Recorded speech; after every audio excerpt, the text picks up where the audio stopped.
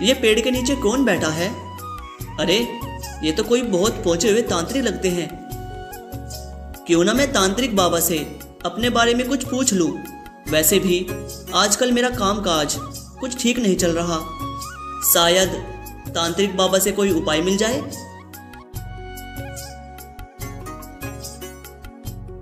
जय हो तांत्रिक बाबा की। कहो बच्चा, तुम्हें क्या पिरोबिलम होती? तांत्रिक बाबा, ये पिरोबलम का मतलब क्या होता है? अबे अनपढ़, पिरोबलम मतलब दिक्कत। तुम्हें क्या दिक्कत होती? अच्छा तांत्रिक बाबा, मैं समझ गया। तांत्रिक बाबा, मैं रोज रोज जंगल से सूखी लकड़ियाँ काटकर बेचता हूँ, फिर भी मेरे घर का गुजारा नहीं हो पाता। मैं बहुत परेशान रहता हूँ। अगर मुझे कोई और रोजगार मिल जाए तो मैं खुशी से अपना जीवन बिता सकता हूँ। तुम्हें खुशियाँ जरूर मिलेगी, लेकिन कुछ बाधाएं हैं बच्चा। तुम्हें उन्हें दूर करना होगा। कैसी बाधाएं हैं तांत्रिक बाबा? तुम्हारी खुशियाँ और सुख के सामने दुख के काले बादल छाए हुए हैं। अब इतना तो मुझे पता है कि तुम अनपढ़ हो और तुम्हारी ये भी समझ में नहीं आया होगा कि तुम्हारी खुशियाँ और सुख के सामने कैसे दुख के बादल छाए हुए हैं। तो बेटा इसे सुनो, बिल्कुल ऐसे ही छाए हुए हैं तुम्हारी दुख के बादल।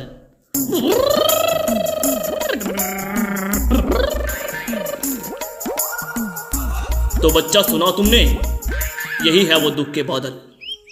जी बाबा, बिल्कुल ऐसे ही बादल मेरे सर पे मंडराते रहते हैं। बाबा की जय हो। उपाय बताइए बाबा।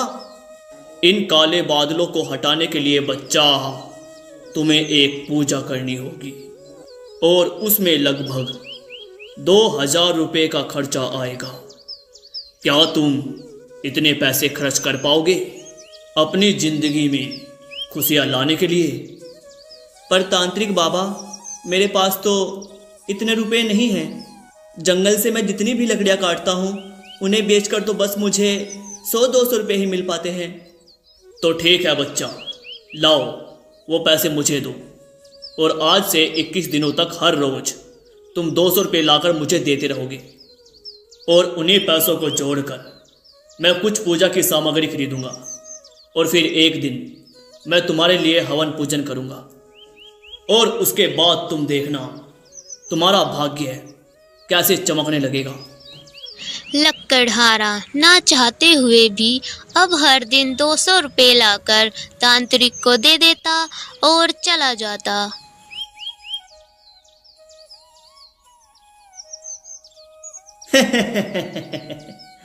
ऐसे ही 2-4 मूर्ख और मिल जाए तो अपना कल्याण हो जाए। ही हा हा हा हा, ही हा हा हा हा। रोज की तरह एक दिन तांत्रिक उस लकड़हारे के आने का इंतजार कर रहा होता है, लेकिन लकड़हारा नहीं आता। अरे ये लकड़हारा कहाँ मर गया? आज आया क्यों नहीं? आज तो सुबह से ही कोई आया नहीं मेरे पास।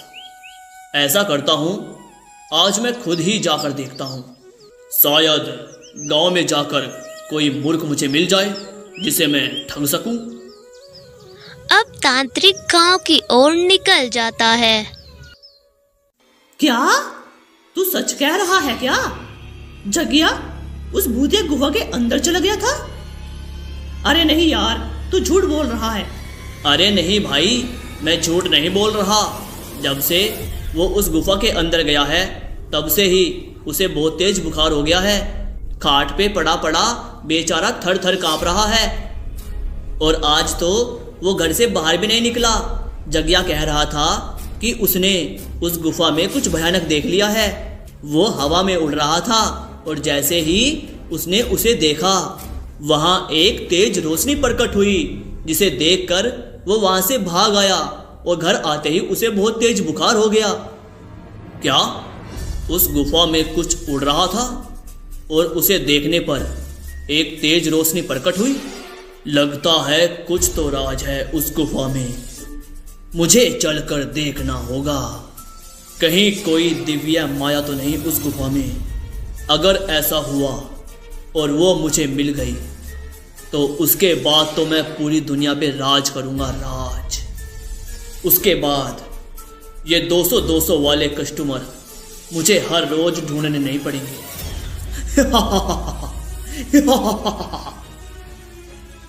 अब वह तांत्रिक उसी गुफा की ओर निकल जाता है और उस गुफा में जैसे ही वह घुसता है उसे एक तेज रोशनी दिखाई देती है। अरे ये क्या है? ये इतनी तेज रोशनी कहाँ से निकल रही है? अरे वो क्या है? मुझे उसके पास जाकर देखना होगा। तभी तांत्रिक उसके पास जाकर देखता है। अरे यह तो कोई किताब है और यह तो सदियों पुरानी किताब लग रही है। तांत्रिक उस किताब को खोलकर पढ़ने लगता है। यह किताब तो 500 साल पुरानी है। इसका मतलब इस किताब में जो भी लिखा है सब सच है। क्या वास्तव में कोई इतना शक्तिशाली बन सकता है जो पूरी दुनिया को अपने वश में कर सके और दुनिया का सबसे शक्तिशाली इंसान बन सकता है? अब वह तांत्रिक उसी गुफा में उस किताब को पढ़ने बैठ जाता है। कई दिन पढ़ने के बाद इस किताब के हिसाब से अगर मैं इस किताब में लिखे हुए मंत्रों का जाप 90 दिनों तक करता हूँ और 151 लोगों की बलि देकर मैं उस शैतान को जगा सकता हूँ जो मुझे इस दुनिया का सबसे शक्तिशाली इंसान बना देगा। हाँ, अब मुझे 90 दिनों तक इन मंत्रों का जाप करना होगा। तभी तांत्रिक उसी गुफा में 90 दिन मंत्रों का जाप करता है। धीरे धीरे 90 दिन बीत जाते हैं। अब मेरे 90 दिनों की मंत्र जाप की तपस्या पूरी हो चुकी है। अब मेरे मंत्रों में इतनी शक्ति आ चुकी है कि मैं अब किसी भी पानी में मंत्र फूंक कर उसे जहर बना सकता हूँ और फिर मैं उसी पानी को गांव की नदी में मिला दूंगा, जिसे पीकर गांव के लोग बीमार हो होकर मर जाएंगे और इस तरह मैं 151 लोगों को मारकर अपनी सिद्धियां प्राप्त कर सकता हूँ।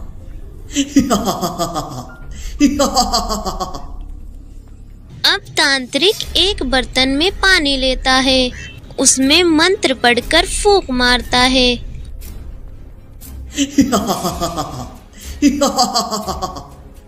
अब ये पानी जहर बन चुका है। अब मैं रात में जाकर गांव की नदी में इसे मिला दूंगा। तांत्रिक उस पानी को लेकर अपनी झोपड़ी में चला जाता है और शाम का इंतजार करने लगता है। अभी मुझे जोरों की नींद आ रही है और शाम होने में भी वक्त है। तब तक मैं थोड़ी देर आराम ही कर लेता हूँ और जैसे ही शाम होगी मैं अंधेरे में जाकर इस पानी को गांव के तालाब में मिला दूंगा। तांत्रिक वही पानी किनारे रखकर सो जाता है। बड़ी जोरों की भूख लगी है मुझे। जंगल में तो खाने को कुछ मिला नहीं। चलो इंसानों की बस्ती में जाकर देखते हैं कुछ मिलता है कि नहीं।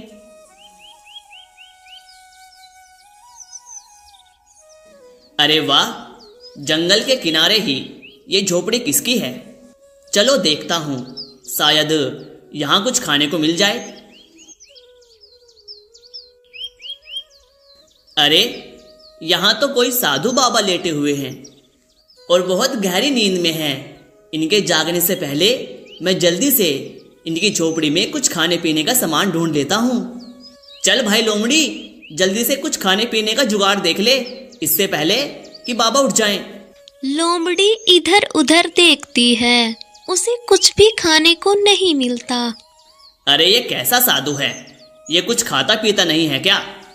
कुछ भी तो नहीं मिला यहाँ पर और ऊपर से थक हो गया हूँ। अरे ये क्या? ये तो पानी रखा है। चलो खाने को तो कुछ मिला नहीं, पानी पीकर ही अपनी प्यास बुझा लेता हूँ। वैसे भी बहुत प्यास भी लगी है मुझे। तभी लोमड़ी जाकर वो पानी पीने लगता है और तुरंत ही उसका सर घूमने लगता है। अरे अरे, ये क्या हो रहा है? ये क्या हो रहा है मेरे साथ? मेरा सर क्यों घूम रहा है? मुझे चक्कर क्यों आ रहा है? अब जल्दी से यहाँ से निकल लेता हूँ, वरना अगर ये साधु जग गया तो मेरी खैर नहीं। अरे मुझसे तो चला भी नहीं जा रहा है, ये क्या हो गया है मुझे? चलो थोड़ी देर यहीं आराम कर लेता हूँ, जैसे ही सब ठीक होगा तुरंत भाग जाऊंगा यहाँ से। लगता है शाम हो गई, अब जल्दी से जाना चाहिए मुझे नदी में पानी डालने। अरे ये क्या? इसमें तो मैंने पानी रखा था, वो पानी कहाँ गायब हो गया? ऐसा कैसे हो सकता है कि पानी गायब हो जाए? अब मैं क्या करूं? अब तो मैं दोबारा मंत्र जाप भी नहीं कर सकता, क्योंकि उस किताब में साफ साफ लिखा था कि 90 दिनों की मंत्र जाप तपस्या करके सिर्फ एक बार ही उस मंत्र जाप की फूंक काम करेगी, दूसरी बार नहीं। लेकिन अब मैं क्या करूं? अगले दिन सुबह तांत्रिक देखता है कि उसकी झोपड़ी के बाहर एक लोमड़ी पड़ा हुआ है, जिसका पूरा शरीर नीला पड़ चुका है। इसका मतलब इस लोमड़ी ने वो पानी पी लिया, जिसके कारण ही इसका शरीर नीला पड़ चुका है और ये बीमार हो चुका है। दुष्ट लोमड़ी, बस तेरी वजह से मुझे एक बार फिर उस गुफा में जाकर 90 दिनों तक मंत्र जाप करना पड़ेगा, जिससे मैं अपना अधूरा काम पूरा कर सकूंगा।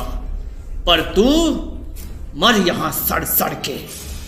अब तांत्रिक एक बार फिर से उस गुफा में जाकर मंत्र जाप करने बैठ जाता है कि तभी उस किताब से एक आवाज आती है। ठहरो, तुमने एक बार मंत्र जाप कर लिया है और जिस काम को पूरा करना चाहते थे उसमें तुम असफल रहे।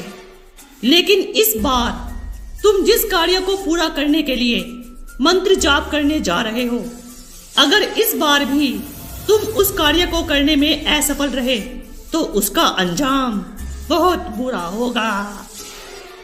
क्या ये आवाज इस किताब से आई थी और इसने मुझे कहा कि मुझे अपना कार्य पूरा करना होगा, नहीं तो इसका अंजाम बहुत बुरा होगा?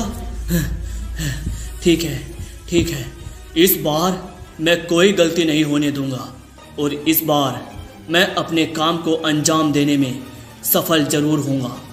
अब तांत्रिक फिर से मंत्र जाप शुरू कर देता है।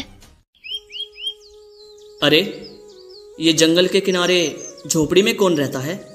और इसका दरवाजा भी बंद है। चलो देखता हूँ, शायद यहाँ कुछ हाथ लग जाए। वैसे भी आजकल बस छोटी मोटी चोरियाँ ही कर पा रहा हूँ, और उससे भी वो पुलिस वाले मेरे पीछे पड़े रहते हैं।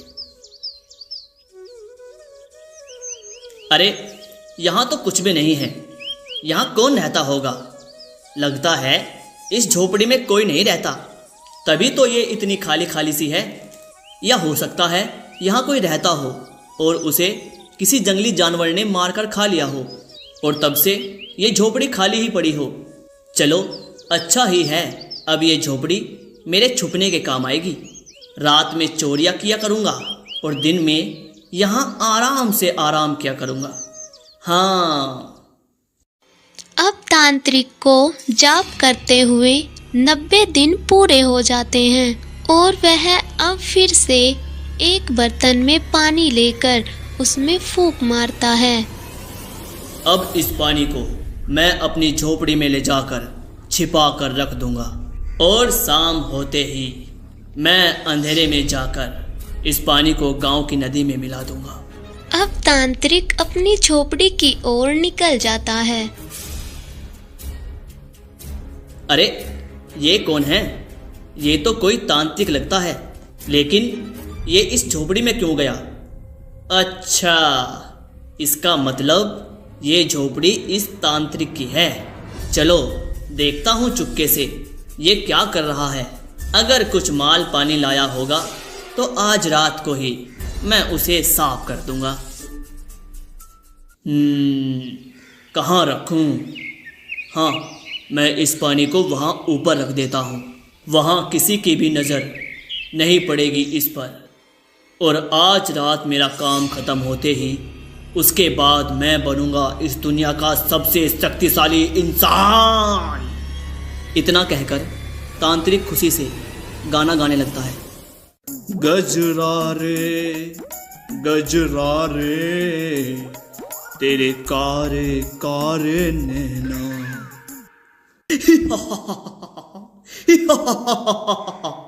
अब ये पानी यहाँ सुरक्षित है, तब तक मैं पेट पूजा के लिए कुछ फल तोड़ के ले आता हूँ।